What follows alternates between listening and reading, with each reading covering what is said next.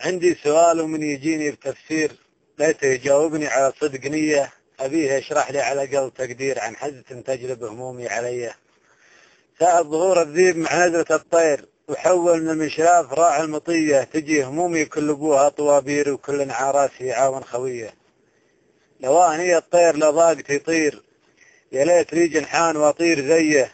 باخذ معي في جوج الفضالي مشاوير، تقصر تخاطي خلخل المهمهية،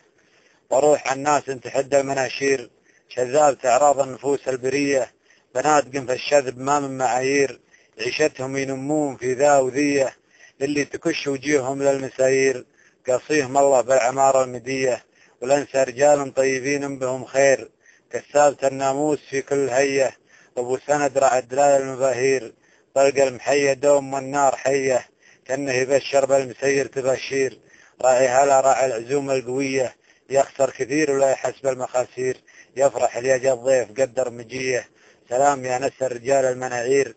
اللاب اللي كلهم صير مية، سلام نغلى من الذهب والدنانير، بالمسك والريحان مني هدية، هذا وانا دلوي وسط جمة البير،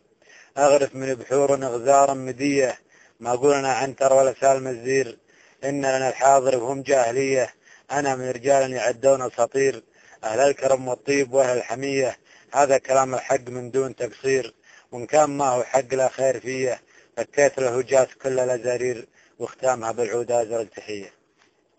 فكيت للهجاز كل الأزارير، واختامها بالعود الأزرق تحية.